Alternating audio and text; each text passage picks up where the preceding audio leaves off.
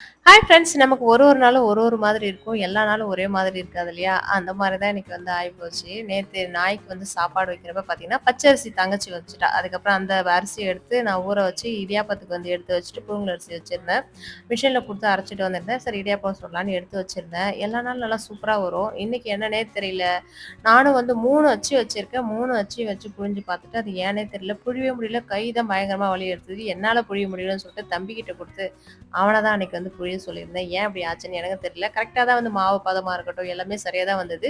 ஆனா இடியாப்பத்துல வந்து குறையே சொல்ல முடியாது. சூப்பரா வந்திருந்தது. ஆனா புழியறதுக்கு தான் ரொம்ப கஷ்டமா இருந்தது. கையே வலி எடுத்துருச்சு. அந்த மாரி இருந்தது. இடியாப்பத்துக்கு எப்பவுமே வந்து தேங்காய் பால் தான் கரெக்ட்டா இருக்கும் இல்லையா? தேங்காய் பால் தான் செஞ்சிருந்தேன். ஆனா அப்பாவுக்கு வந்து இந்த இனிப்பு வந்து பிடிக்காதுன்னு சொல்லிட்டாரு. தேங்காய் பால் எடுத்துட்டு போய் வச்சா, "எனக்கு தேங்காய் பால் வேணாம்மா, வேற ஏதாவது சட்னி இருந்தா குடுன்னாரு." அதனால நேத்து வச்ச குருமா கொஞ்சம் இருந்தது. அத வந்து ஊத்தி சாப்பிட்டது. சூப்பரா இருந்தது.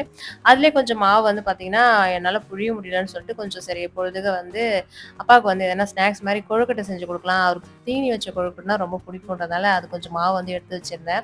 அதான் வந்து செஞ்சிருந்தேன். பூரணத்துக்கு வந்து பார்த்தீங்கன்னா, இந்த தேங்காய் பூவ கொஞ்சமா வதக்கிட்டு சர்க்கரை போட்டு குடுத்தா நல்லாருக்கும். நல்லா பொல பொலன்னு நல்லாவே இருக்குன்ட்டு அதான் வந்து செஞ்சிருந்தேன். கூட பார்த்தீங்கன்னா, கொஞ்சமா வேர்க்கடல வந்து போட்டிருந்தேன்.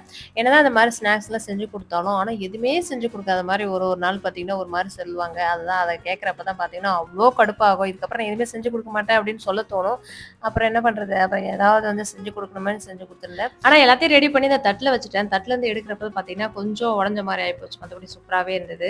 அதுக்கப்புறம் இந்த அமேசான் பிரைம்ல வந்து இந்த 3BHE அப்படின்னு சொல்லிட்டு ஒரு சித்தார்த்தோட படம் வந்தது. யாரெல்லாம் பார்த்தீங்க அப்படின்றத சொல்லுங்க. நான் வந்து டிவில அன்னைக்கு பார்த்துருந்தேன். சூப்பரா இருந்தது. படம் நல்லாவே இருந்தது. அதுல வந்து பார்த்தீங்கன்னா, சித்தார்த் வந்து காலேஜ் சேர்றப்ப சித்தார்த்துக்கு வந்து பார்த்தீங்கன்னா, மெக்கானிக்கல் தான் பிடிக்கும்னு சொல்லிட்டு அதுல சேர போறேன்னு சொல்லுவான். அவங்க அப்பா வந்து இல்ல ஐடி தான் வந்து இப்ப வந்து ஃபேமஸ். அதனால ஐடி வந்து போடுன்னு சொன்னோனே, சரி ஐடில வந்து சேர்ந்துருவாங்க. அந்த ஐடில வந்து போயிட்டு எவ்வளோ டார்ச்சரா இருக்கும்னு சொல்லிட்டு, அதுக்கப்புறம் ஐடியே எனக்கு பிடிக்கல அப்படின்னு சொல்லிட்டு 34 வயசுக்கு மேல வந்து பார்த்தீங்கன்னா, மெக்கானிக்கல் வந்து அதுக்கப்புறம் வந்து லைஃப்ல வந்து செட் ஆகுற மாரி அந்த படம் இருக்கும். அது வந்து எதுக்காக நான் இந்த ஸ்டோரி வந்து சொல்றேன்னா, அஸ்வினுக்கு வந்து பார்த்தீங்கன்னா, இந்த பிள்ளையார் செய்யறது, இந்த மாரி மண்ணுல வந்து எல்லாம் செய்யறது, இந்த படம் வரையறது இதெல்லாம் வந்து பார்த்தீங்கன்னா, பயங்கர இன்ட்ரெஸ்ட்டு.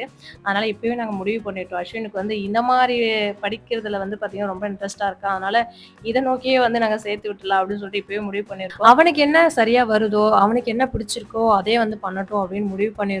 இது வந்து கிட்டத்தட்ட ஒரு 5:30 மணிக்கு ஈவினிங் வந்து ஸ்கூல்ல வந்து செஞ்சுட்டு வர சொன்னாங்கன்னு உட்காந்தான். ஒரு 8:30 மணிக்கெல்லாம் சூப்பரா வந்து அழகா செஞ்சு முடிச்சு, ஸ்கூல்ல ஃபர்ஸ்ட் பிரைஸும் வந்து சொல்லியிருக்காங்க அப்படின்னு சொல்லியிருக்கான். நீங்க எப்படி இருக்குன்னு சொல்லிட்டு சொல்லுங்க.